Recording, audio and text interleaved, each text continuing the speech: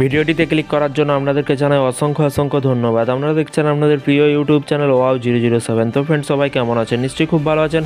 ইতিমধ্যে বড় আপডেট রাজ্য সরকারি কর্মচারীদের, ভিডিওটি সম্পূর্ণ দেখবেন। চ্যানেলে যারা এই ভিডিওটি প্রথম দেখছেন অবশ্যই চ্যানেলটিকে সাবস্ক্রাইব করে পাশে থাকা বেল আইকনটিতে প্রেস করে রাখুন পরবর্তী নতুন আপডেট পাওয়ার জন্য। রাজ্যের ডিএ মামলার পরবর্তী শুনানি এই দিনে বিরাট বড় আপডেট। এখানে বলা হয়েছে অবশেষে কিন্তু 2025-এ একটা বড় এই একটা বছর কিন্তু পেরিয়ে গেল। 2024 সালে জুলাই মাসে শেষবার কিন্তু ডিএ মামলা উঠেছিল সুপ্রিম কোর্টে। তারপর থেকে কিন্তু আর রাজ্য সরকারি কর্মচারীদের মহার্ঘ ভাতা বা ডিএ নিয়ে মামলার শুনানি হয়নি, এবং তার আগেই কিন্তু বহুবার পিছিয়ে গিয়েছে শুনানি, যার জেরে কিন্তু কার্যত হতাশা হয়ে পড়েছেন রাজ্যের সরকারি কর্মচারীদের একাংশ।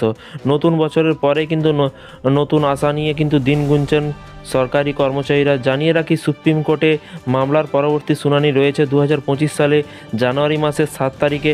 আপাতত সকলের নজর কিন্তু সেই দিকে। শীতকালীন ছুটির পর কিন্তু আগামী 6 জানুয়ারি সুপ্রিম কোর্ট খুলছে।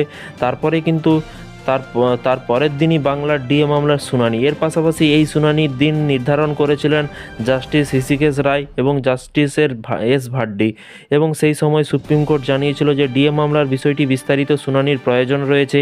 এবারে কিন্তু 7ই জানুয়ারি মঙ্গলবার সুপ্রিম কোর্টে উঠতে চলেছে পঞ্চম বেতন কমিশনের আওতায় পশ্চিমবঙ্গ রাজ্য সরকারি কর্মচারীদের ডিএ মামলা। উল্লেখ্য, বর্তমানে ষষ্ঠ পে কমিশনের আওতায় 14% হারে মহার্ঘ ভাতা পাচ্ছেন এই রাজ্যের সরকারি কর্মচারীরা।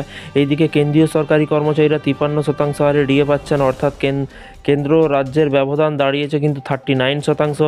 এবং 2022 সালে কিন্তু 20 মে কিন্তু ডিএ মামলা হাইকোর্টে উঠলেও আদালতের নির্দেশ ছিল যে 3 মাসের মধ্যে রাজ্য সরকারি কর্মচারীদের বকেয়া ডিএ মিটিয়ে দিতে হবে।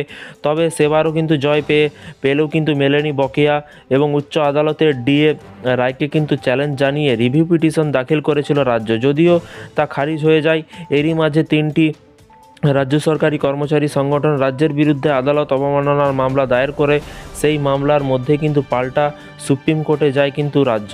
সেই 2022 সালের কিন্তু নভেম্বর থেকেই সুপ্রিম কোর্টে ডিএ মামলা চলছে। বর্তমানে 2024 সাল হাইকোর্টে ডিএ মামলাকারীরা জয় পেয়েছিল, এবং গত 2022 সালে 20 মে কিন্তু হাইকোর্টের নির্দেশ দিয়েছিল যে 3 মাসের মধ্যে রাজ্য সরকারি কর্মচারীদের বকেয়া ডিএ মিটিয়ে দিতে হবে।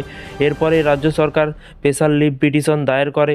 সেই পরিপ্রেক্ষিতে কিন্তু মামলা শুরু হয়। তারপর থেকে কিন্তু আরও একাধিক সুপ্রিম কোর্টের ডিএ মামলা আদালতে কিন্তু উঠলেও কিন্তু বারবার শুনানি পিছিয়ে গিয়েছে। তো ফ্রেন্ডস, দেখা যাক এই 7 তারিখ ডিএ মামলার শুনানিটি হয় কিনা।